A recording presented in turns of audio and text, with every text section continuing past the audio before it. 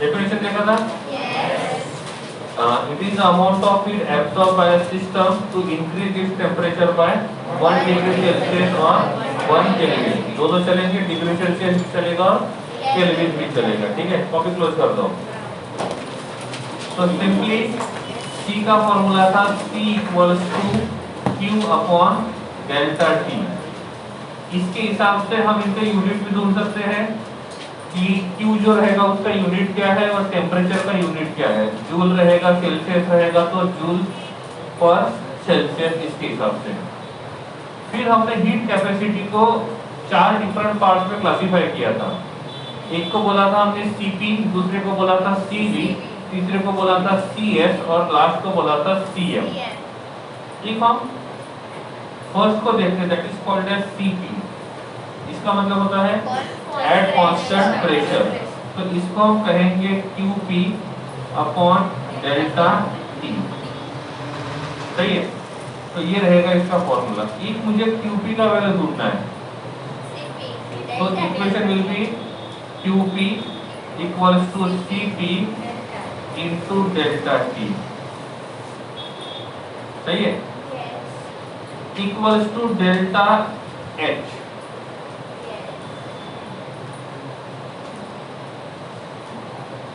सही है, last lecture में देखा था, दो बातें देखा था। एक देखा था QP equals to delta H और दूसरा QV equals to delta U at constant pressure at constant temperature, sorry constant volume. Second जो है उसको बोलेंगे हम लोग CV equals to QV upon delta T। हम QV का वैल्यू ढूंढने जाते हैं, so that will be QV equals to CV into delta T equals to delta U। इन रिलेशन का आगे जाके काम पड़ेगा। ठीक है, तो ये है एक CP और दूसरा CV। अभी हम ढूंढते हैं CM के बाद, इसकी CM का डेफिनेशन क्या देखा था? ये कैपेसिटी फाइंड करेंगे, लेकिन 1 मोल सिस्टम के लिए। किसके लिए? 1 मोल। ठीक है, तो जब 1 मोल के लिए फाइंड करेंगे तो उसको हम बोलेंगे मोलर हीट कैपेसिटी। क्या बोलेंगे? Molar heat capacity. अब हमारे पास एक सिस्टम है, वो सिस्टम यहां से यहां तक गया, एक ही सिस्टम है। ठीक है, और जब सिस्टम यहां से यहां पे गया तो उसका टेम्परेचर जो था वो इनिशियल वो हमने T1 लिया। T1 को हम 30 डिग्री सेल्सियस मानते हैं, तो यहाँ पे T2 जो रहेगा उसको हमने माना 31 डिग्री सेल्सियस। तो इस सिस्टम का टेम्परेचर कहां से कहां पे गया? 30 से 31 पे गया। It means temperature increase by 1 degree Celsius. और ये करने के टाइम पे जो हीट ट्रांसफर हुआ, हीट एब्सॉर्ब किया, उस हीट का वैल्यू था, हीट कैपेसिटी था, वो था C equals to 10 joule. C equals to 10 joule. तो इसका हीट कैपेसिटी कितना हुआ? 10 जूल। C का मतलब क्या होता है? हीट कैपेसिटी ना। और हीट कैपेसिटी का मतलब होता है किसी पर्टिकुलर सिस्टम का टेम्परेचर 1 डिग्री से बढ़ाने के लिए जितना हीट वो एब्सॉर्ब करेगा उसको हम बोलेंगे हीट कैपेसिटी। ठीक है, तो this T is considered as a heat capacity. ठीक है, अब क्या मैं इसको CM इक्वल्स टू 10 जूल लिख सकता हूं?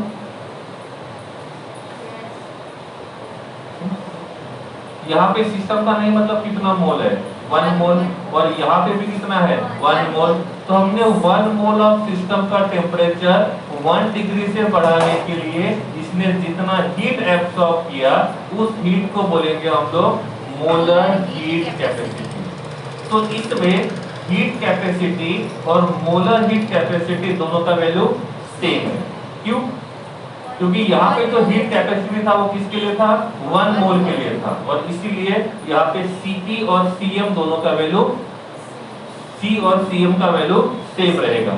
सपोज एक ऐसा सिस्टम है जिसके 2 मोल्स हमने लिए।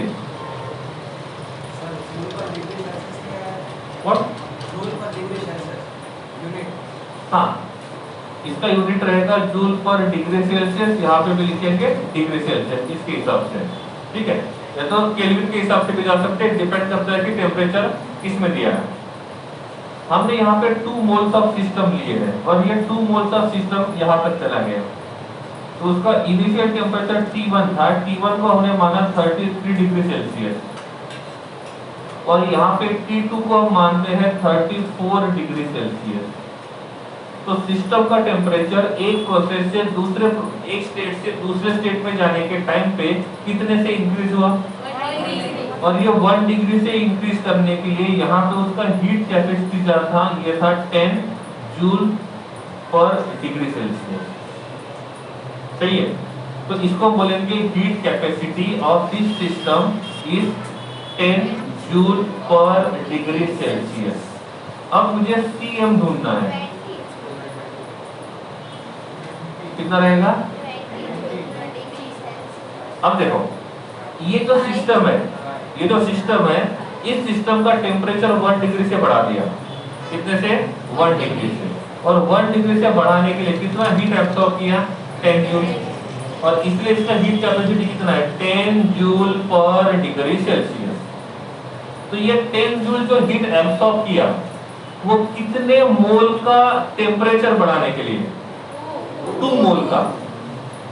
तो 2 मोल का टेम्परेचर 1 डिग्री से बढ़ाने के लिए उसने 10 जूल एनर्जी को एब्सॉर्ब किया 2 मोल के लिए। तो 1 मोल के लिए क्या होगा? 5, मतलब उसका क्या होगा? हाफ हो जाएगा। तो मैं यहाँ पे heat capacity equals to molar heat capacity नहीं लिख सकता। यहाँ पे हमने लिखा था जितना हीट कैपेसिटी का वैल्यू था उतना ही मोलर हीट कैपेसिटी का वैल्यू था, क्योंकि ये जो हीट कैपेसिटी था वो किसके लिए था? 1 मोल के लिए। लेकिन यहाँ पे जो हीट कैपेसिटी दिया हुआ है वो 2 मोल्स के लिए है, और हमको 1 मोल के लिए ढूंढना होगा, तो क्या करेंगे हम लोग? नंबर ऑफ मोल से क्या करेंगे? डिवाइड करेंगे। तो यहाँ पे Cm का वैल्यू रहेगा heat capacity divided by number of moles. तो हीट कैपेसिटी कितना था? 10, नंबर ऑफ मोल्स कितने हैं? 2, तो कितना आएगा? 5 जूल पर डिग्री सेल्सियस। समझा नहीं समझा? तो इफ हमको ये फॉर्मूला देखना है कि Cm का वैल्यू कैसे फाइंड करेंगे, मोलर हीट कैपेसिटी कैसे फाइंड करेंगे, तो उसका फॉर्मूला रहेगा heat capacity divided by number of moles. Example, 4 moles of a system को हमने उसी सिस्टम को एक स्टेट से दूसरे स्टेट में लेके गए। उसका इनिशियल टेम्परेचर T1 था ये 35 डिग्री सेल्सियस, और उसका final temperature was 36 degree Celsius. तो टेम्परेचर कितने से बढ़ा? और 1 से बढ़ाने के टाइम पे हमने इसका हीट कैपेसिटी मेजर किया, तो ये यहाँ पे मुझे मिला 80 जूल पर डिग्री सेल्सियस। ठीक है, तो अभी मुझे ढूंढना है कि मोलर हीट कैपेसिटी कितना रहेगा। तो क्या है? C/N। C कितना है? 80, नंबर ऑफ मोल्स 4, तो ये कितना रहेगा? 20 जूल पर डिग्री सेल्सियस। समझा नहीं समझा? तो ऐसे हम किसी के लिए भी ढूंढ सकते हैं। ठीक है, तो Cm equals to C/N, where C stand for heat capacity, N stand for number of moles। Okay है, चले आगे। अब C का फॉर्मूला क्या है? Q upon delta T। तो यहां लिखते हैं Q upon delta T upon N। सही है? आगे इसको क्या लिखूं? Q upon delta T equals to N। Q upon delta T। N कहां पे रहेगा? ऊपर या नीचे? ऊपर रहेगा। वेरी गुड, बैठो। ठीक है, ओके है। तो ये फॉर्मूला बनेगा Cm equals to Q upon delta T into N। इनको साथ में लिखता हूं मैं, तो क्या बनेगा? Cm equals to Q upon delta T into N। ये मुझे Q का वैल्यू ढूंढना है, तो Q equals to N into Cm into delta T।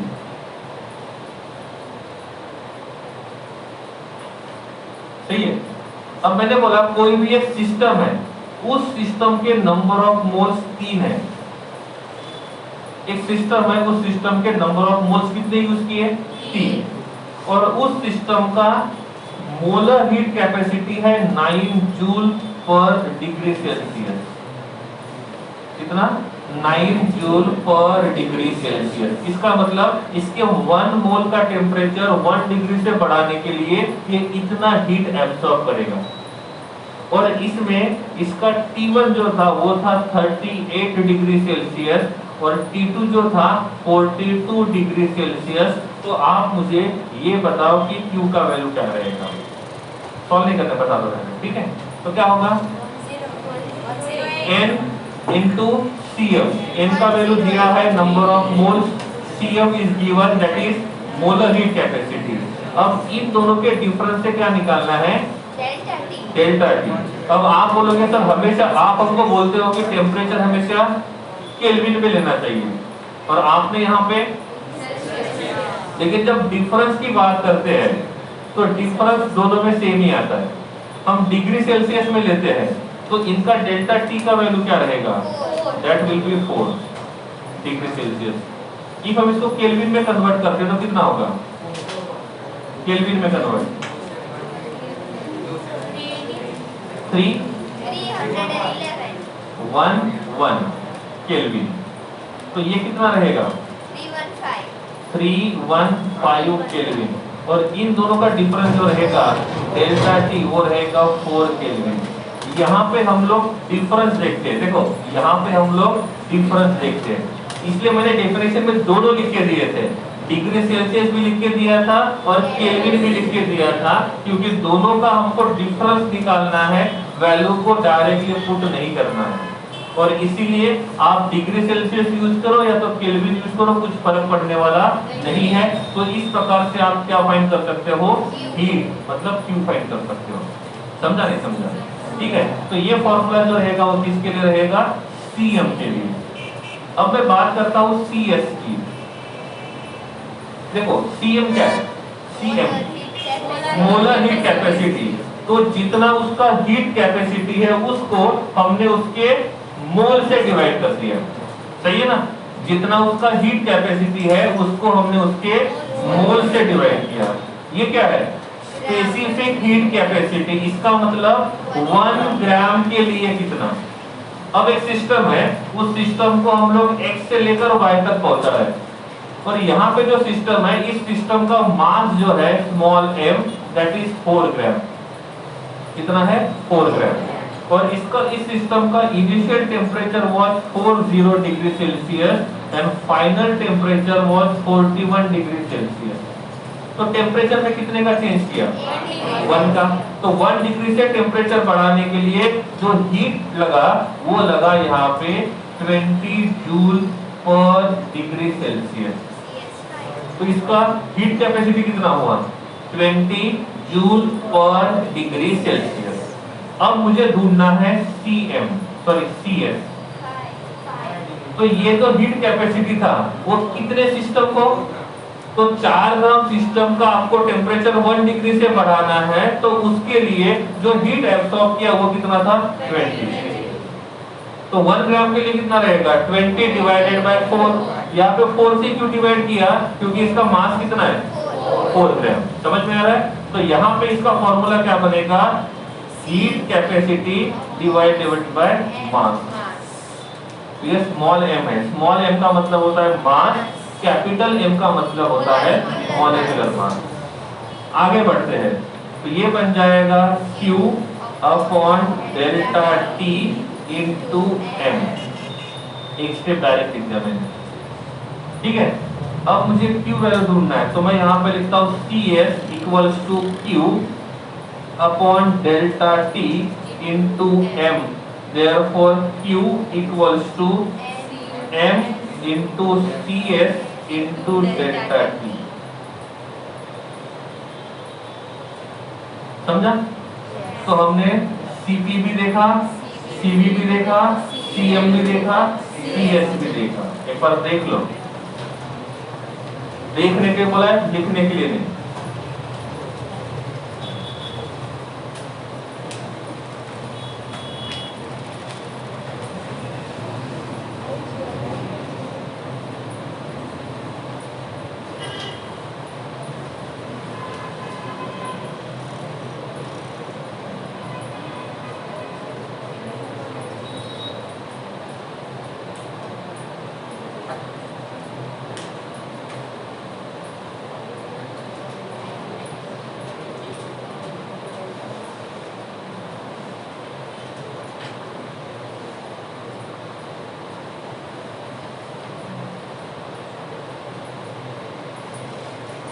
Done, clear.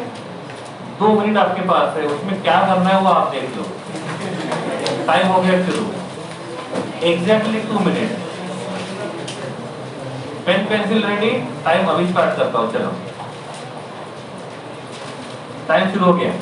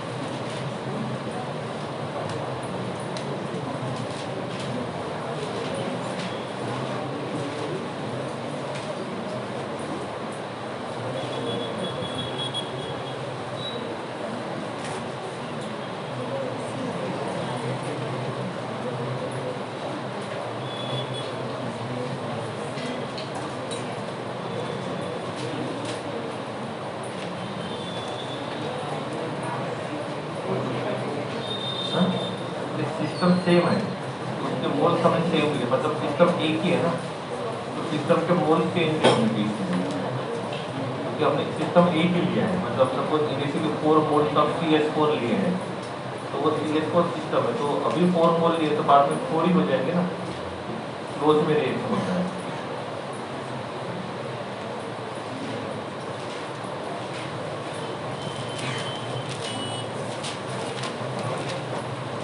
ठीक है,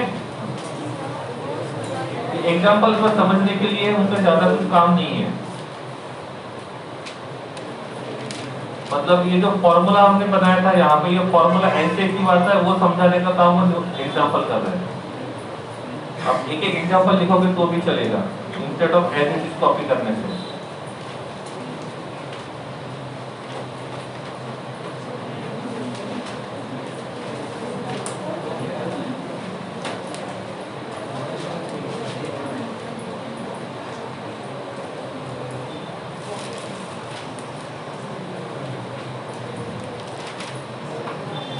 चार टाइप की हीट कैपेसिटी देखें, Cp, Cs, Cv, Cm।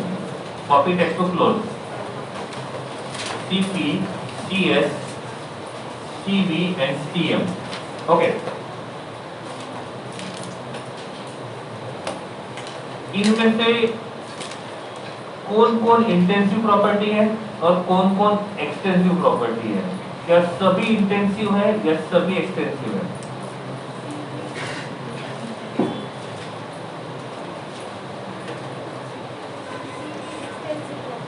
Cv extensive है,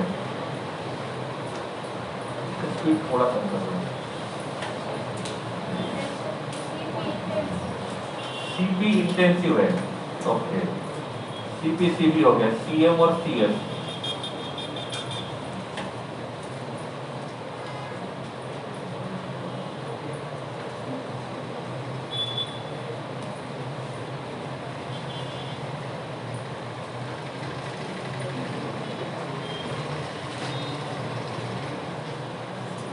इधर इसमें से कौन कौन इंटेंसिव है, कौन कौन एक्सटेंसिव है, क्या सभी एक्सटेंसिव सभी इंटेंसिव? आवाज नहीं आना चाहिए इस साइड से।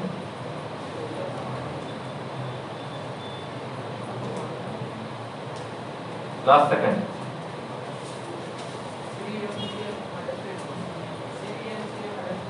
CP, CV, CM are extensive, others are intensive. Reason पता है? बता दिया ऐसे।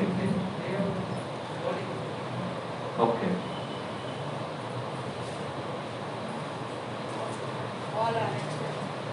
चलो सही है, टेंशन नहीं है। मिडल वन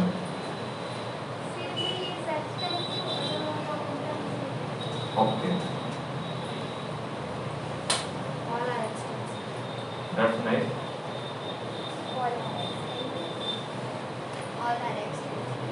ओके,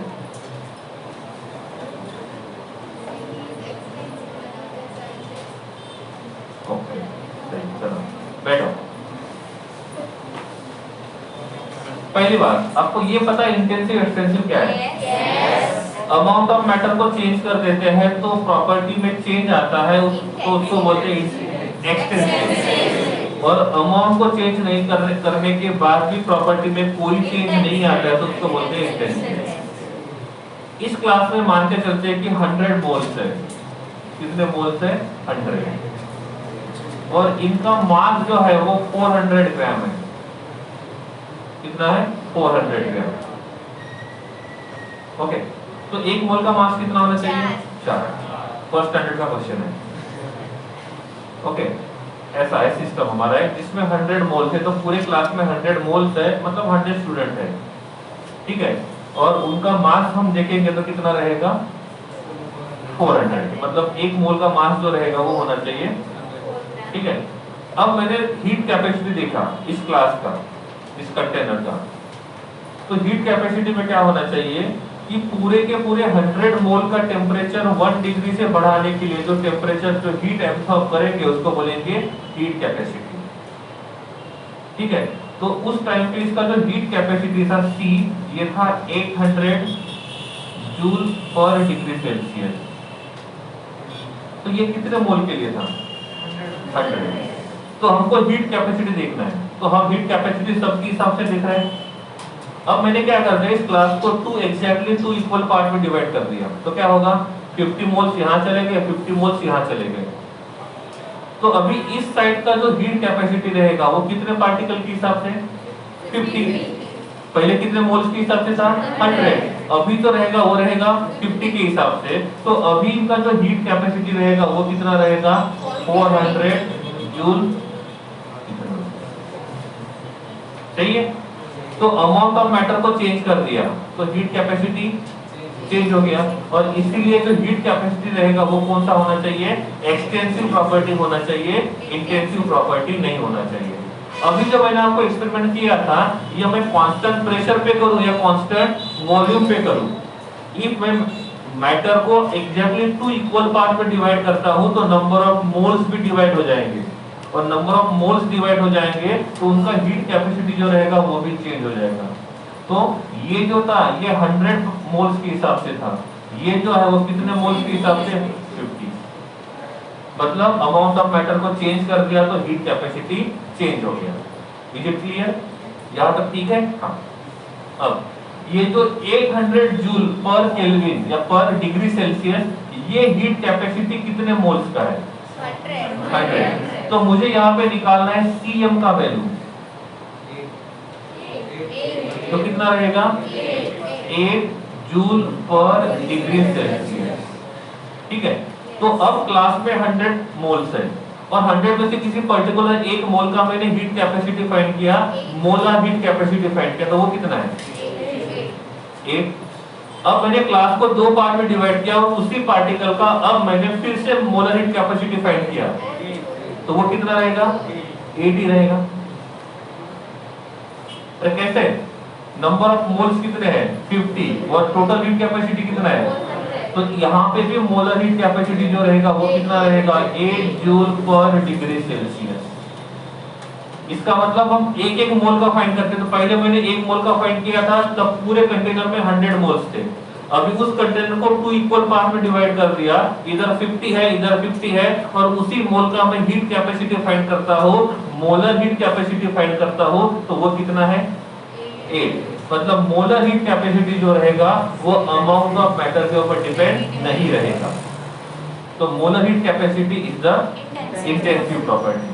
लेकिन heat capacity at constant pressure and heat capacity at constant volume both are extensive. तो ये वाला जो रहेगा वो एक्सटेंसिव रहेगा, ये जो रहेगा ये एक्सटेंसिव रहेगा, ये इंटेंसिव, ये बाकी है।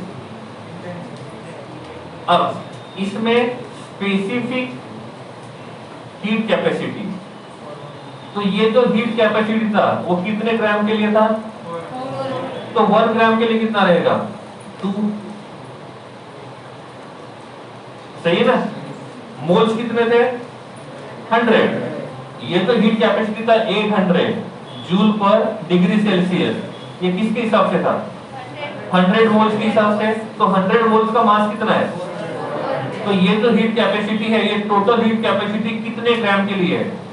400 ग्राम के लिए। तो 1 ग्राम के लिए कितना रहेगा 2, तो ये रहेगा 2 जूल पर डिग्री सेल्सियस, क्या 1 ग्राम के हिसाब से, ठीक है।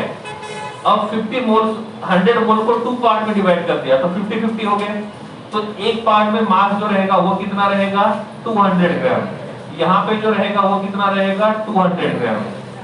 इसका हीट कैपेसिटी कितना है अब 400, इसका कितना है 400। तो 4 मतलब 200 ग्राम का हीट कैपेसिटी 400 है, तो 1 ग्राम का कितना रहेगा 2। तो यहाँ पे भी स्पेसिफिक हीट कैपेसिटी रहेगा 2 जूल पर डिग्री सेल्सियस। मतलब ये अमाउंट ऑफ मैटर के ऊपर डिपेंड नहीं है। जहां पे भी पर मोल पर ग्राम पर लीटर ऐसा आता है वो हमेशा इंटेंसिव प्रॉपर्टी होता है, पर ग्राम पर लीटर ऐसे, ठीक है। तो वो हमेशा क्या रहेगा इंटेंसिव। पर मॉलिक्यूल पर एटम, तो सपोज इसमें माने कि मतलब अभी 100 मोल्स है, तो मॉलिक्यूल्स कितने रहेंगे 100 into Na, तो उतने मॉलिक्यूल का हीट कैपेसिटी इतना है। तो एक मॉलिक्यूल का फाइंड करेंगे तो पर मॉलिक्यूल हो गया। तो पर मॉलिक्यूल आप सबके साथ रहेगा तो काउंट करो, या तो उनको अलग करने के बाद काउंट करो, तो उसका जो वैल्यू रहेगा दैट विल बी सेम। मतलब पर ग्राम पर लीटर ऐसे जो आते हैं वो हमेशा इंटेंसिव होते हैं। तो यहाँ पे ये जो रहेगा ये क्या होना चाहिए इंटेंसिव। समझा नहीं समझा? तो इसके ऊपर क्वेश्चन आता है तो ध्यान से देखना है कि कौन इंटेंसिव है कौन एक्सटेंसिव है।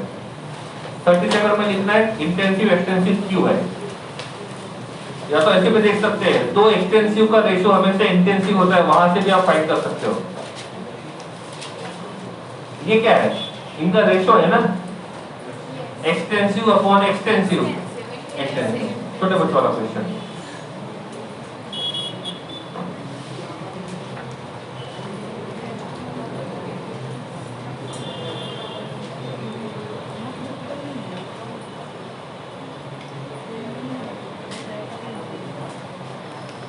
एक्सटेंसिव इंटेंसिव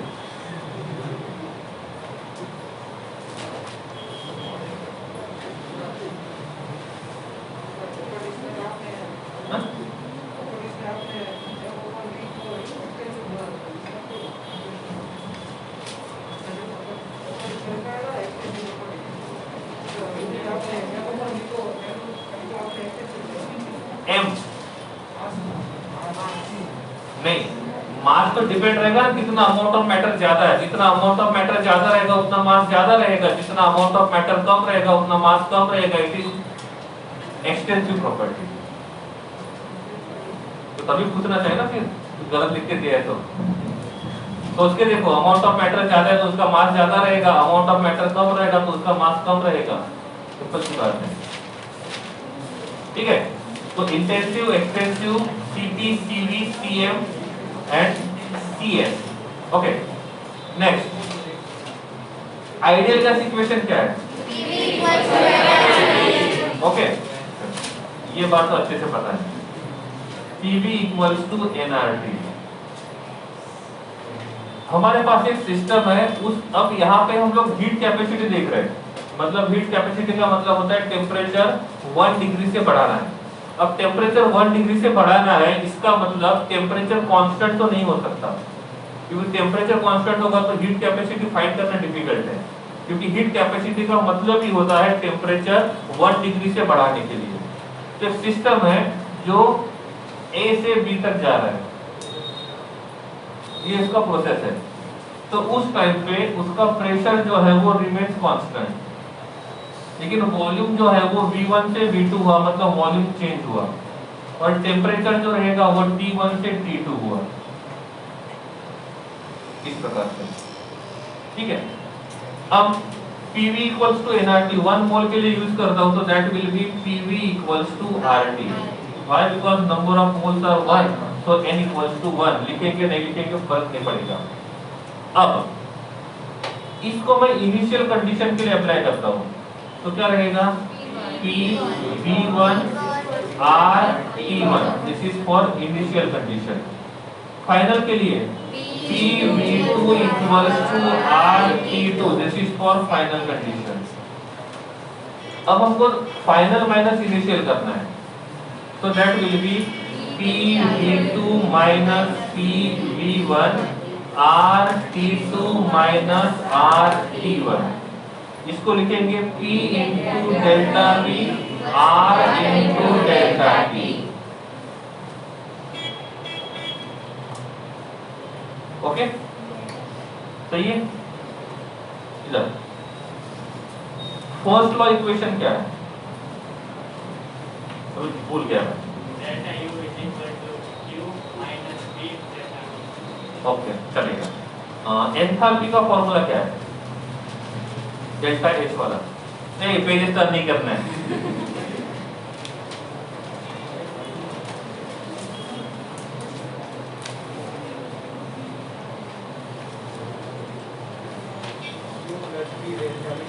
डेल्टा एच का, ओके गुड, बैठो, दोनों बैठ जाओ।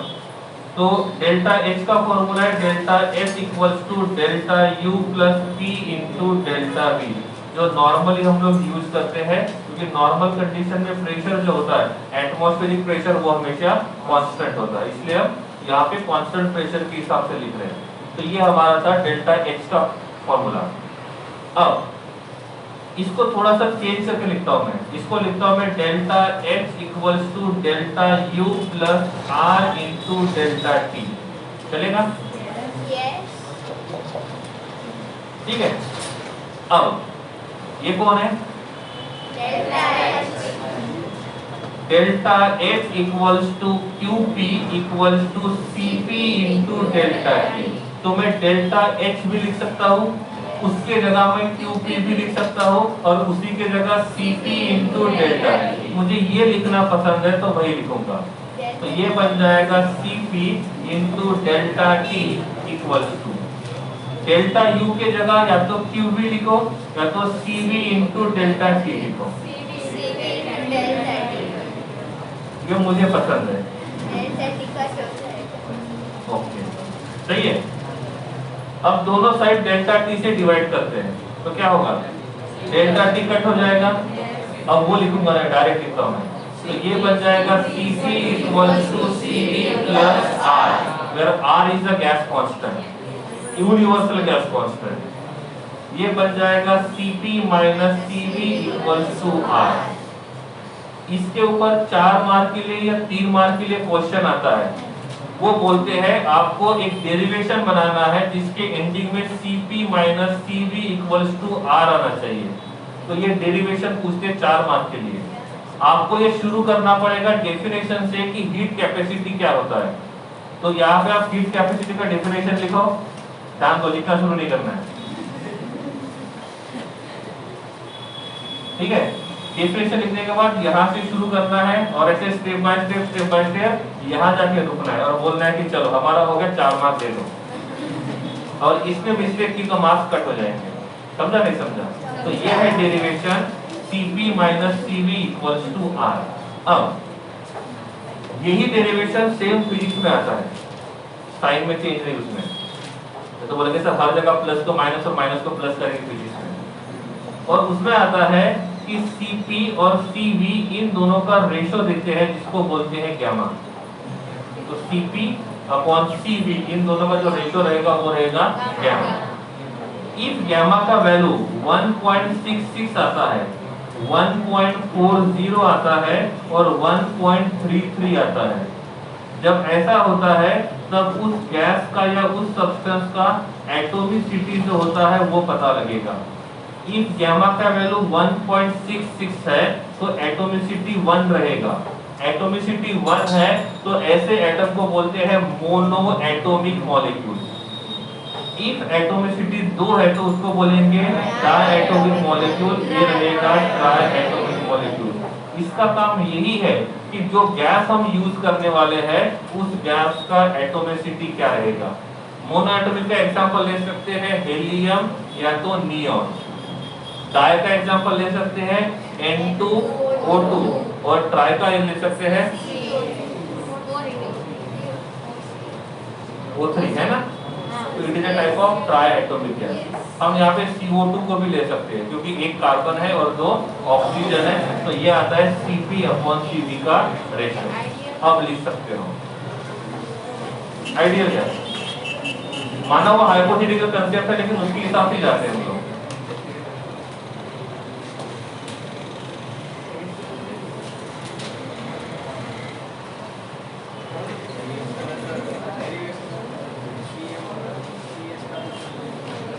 लिख तो अच्छा है।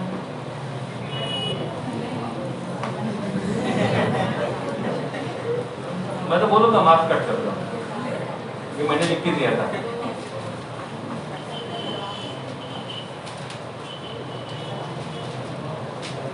याद है तो पहले लिख के हो गया था ना।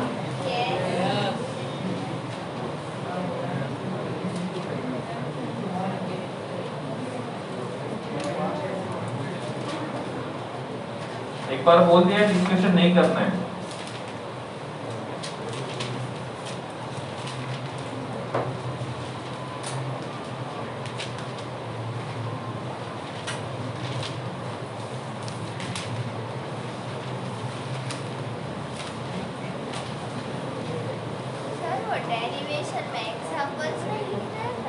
कोई जरूरत नहीं है, वो एग्जांपल आपको समझने के लिए थे। आपको समझ गया?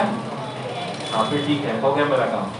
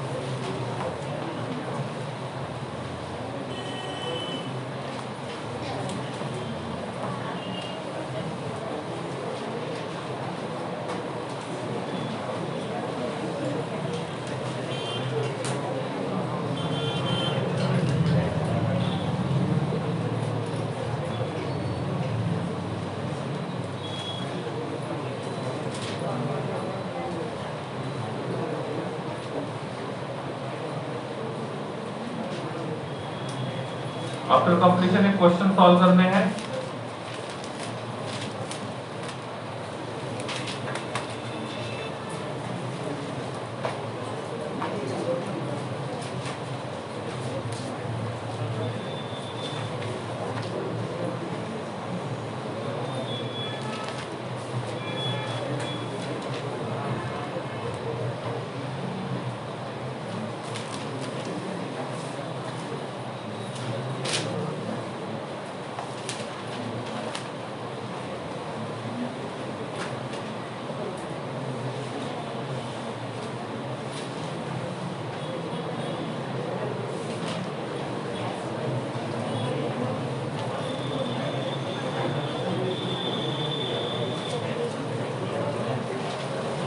बातें जोर से करो, आवाज क्लियर नहीं आ रहा है। अपनी भाषा बंद कर देते हैं।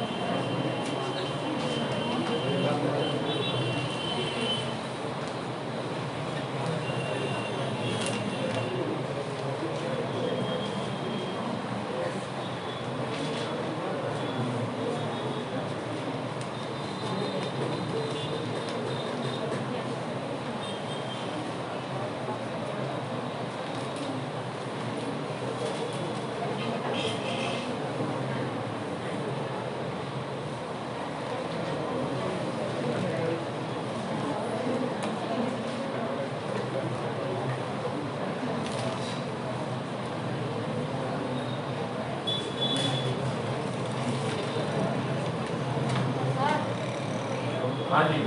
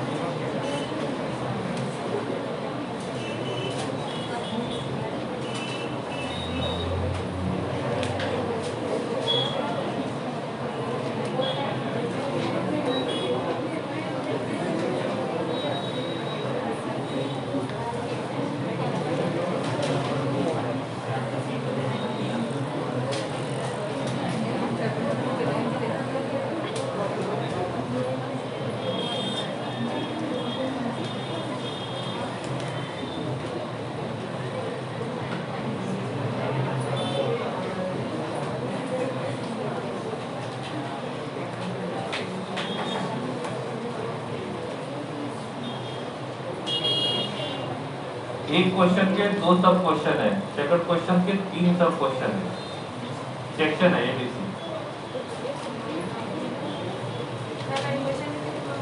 हाँ लिख लो फिर, आपकी जो इच्छा है, क्योंकि मेल बजेगा, आपको पता है ना। बैक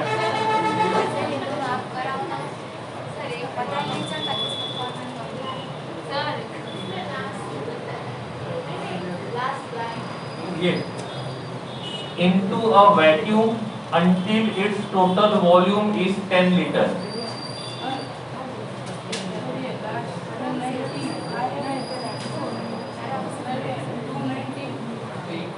कितना दिख रहा है?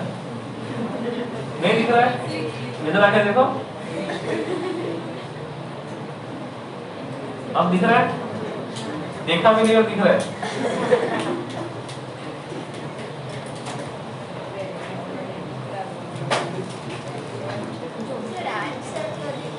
नहीं देना है आंसर, इसलिए तो सर ये आपकी सर अब पता है सर एक क्वेश्चन का ये सॉल्व करना है पहले।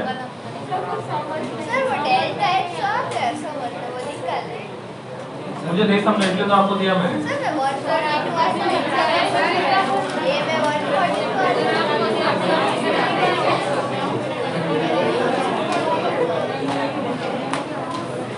ये दोनों क्वेश्चन सॉल्व करने के लिए पहले आपके पास 2 मिनट है, ठीक है? और बिना ये क्वेश्चन सॉल्व किए मैं जाने नहीं दूंगा, बेल बजेगा तो भी ध्यान रखना है।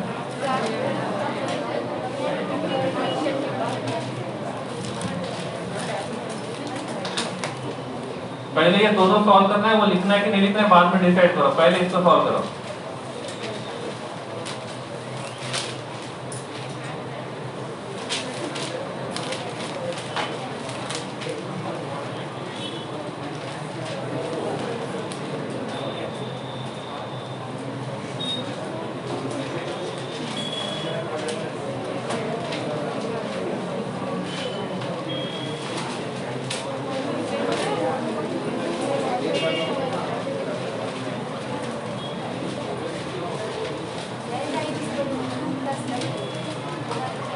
शायद हो सकता है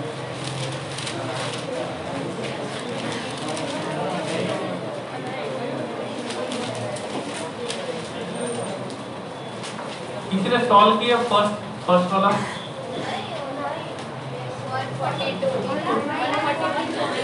सॉल्व किसने किया वो पूछ रहा हूँ, फर्स्ट वाला मतलब दोनों ए और B. Okay good, that's good. Okay Ankita बोलो आंसर इसका। 4282 ओके इसका 1282 ओके वेदांत पहले वाले का 696 जूल, 696 जूल, दूसरे वाले का 190 जूल। इनके अलावा किसी के पास कोई दूसरा आंसर है? एनीवन? आपका नाम क्या है? विंडो से लास्ट इधर इधर इधर कॉपी बंद नहीं करना है, ठीक है? ध्यान रखना है। नाम रुतुल। ओके एक्टिंग करना पसंद है? तो फंक्शन होता है हर सब स्कूल में, ऐसे पूछो जनरल नॉलेज के लिए, टैलेंट दिखा इसलिए। ठीक है हाँ चलो इधर ध्यान देना है। First question, a system absorb 428 joule of heat. इसका मतलब इसमें Q जो रहेगा वो होना चाहिए 428 जूल, ठीक है? अब हीट दो तरीके से होती है, हीट का वैल्यू पॉजिटिव भी होता है, हीट का वैल्यू नेगेटिव भी होता है। जब हीट को एब्सॉर्ब करेगा तो हीट पॉजिटिव रहेगा, हीट नेगेटिव तब होगा जब वो हीट को रिलीज करेगा। यहाँ पे लिखा हुआ हीट को एब्सॉर्ब किया है तो Q मस्ट बी पॉजिटिव। ऐसा कहा जाता है, थर्मो और इक्विलिब्रियम दोनों चैप्टर डिफिकल्ट है 11th में से, रियल में ऐसा नहीं है। ऐसा इसलिए लगता है क्योंकि आपको आदत है क्वेश्चन आधा अधूरा पढ़ के गिवन की वैल्यू ये लिख दो, फॉर्मूला लगा दो, आंसर फाइंड करो। इसमें एक वर्ड से क्वेश्चन का मीनिंग चेंज हो जाता है, तो आपको आंसर फाइंड करने का वे भी बदल जाता है। अभी आपने वही गलती यहाँ पे की। ये नहीं बोल रहा आंसर सही है कि गलत है, मैं ये बोल रहा हूँ कि आपने गलती कहाँ पे की। ये 10th नहीं है, इतना सा दिया है उसमें से ही होगा, ये 11th और 12th है। तो ध्यान रखना है, थर्मो और इक्विलिब्रियम इसलिए डिफिकल्ट लगते हैं क्योंकि आप क्वेश्चन को पूरा पढ़ते ही नहीं, आधा पढ़ने के बाद दौड़ना शुरू कर देते हो, पहले की आदत है।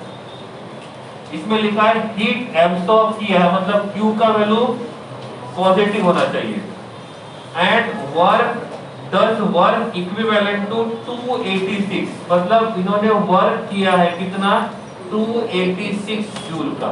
अब दोनों के यूनिट सेम है तो कोई प्रॉब्लम नहीं है, पहले समझना है लिखना जरूरी है, ठीक है? तो Q और W दोनों यहाँ पे दिया है और क्वेश्चन में पूछा है कि आपको डेल्टा U ढूंढना है। एक बात और, मैंने आपको बोला था वर्क दो तरीके का होता है, work done by the system on the surrounding, work done on the system by the surrounding. हम जो पढ़ते हैं वो होता है work done on the system. और हमने जो फॉर्मूला डिराइव किया था P इंटू डेल्टा V वाला, तो उसके हिसाब से वर्क नेगेटिव आ रहा था, तो उसको पॉजिटिव बनाने के लिए हमने सामने नेगेटिव साइन को लगाया था, ताकि हम जो वर्क फाइंड करेंगे work done on the system वो नेगेटिव ना हो। तो इतना तो कंफर्म है कि work done on the system जो रहेगा वो हमारे लिए पॉजिटिव है। तो हमारे लिए work done by the system क्या होना चाहिए? नेगेटिव होना चाहिए। समझ में आ रहा है? अब क्वेश्चन में लिखा है a system absorbs 428 joule of heat and does work equivalent to this on its surrounding। मतलब सिस्टम ने वर्क किया है सराउंडिंग के ऊपर, हम सिस्टम पे वर्क करते हैं, यहाँ पे सिस्टम ने वर्क किया है, हम work done on the system पढ़ते हैं, यहाँ पे work done by the system है। और हमारा work done on the system positive होता है, तो work done by the system negative होना चाहिए। So this must be negative. पहली गलती हो गया, लिखना शुरू।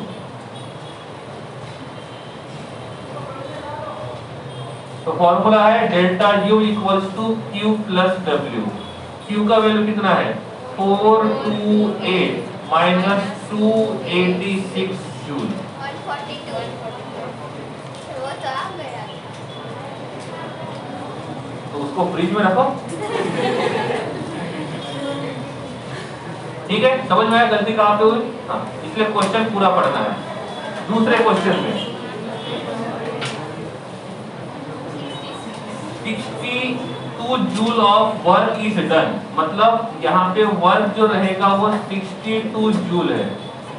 क्वेश्चन में लिखा है work done on the system, मतलब दिस मस्ट बी पॉजिटिव। मैंने बोला था एक वर्ड से क्वेश्चन चेंज हो गया, यहाँ पे on the system, by the system, on the system. And 128 heat is transferred to surrounding, heat transfer किया है, मतलब Q जो रहेगा that is minus 128 joule. Formula वही फर्स्ट स्टैंडर्ड वाला, Q प्लस W। Q कितना है? माइनस 128 प्लस 62 माइनस 66 समझे? मेरा सही। इसलिए मैंने आंसर में नहीं लिख के दिया था, और फॉर्मो में आंसर जनरली नहीं लिख के दूंगा मैं, ठीक है?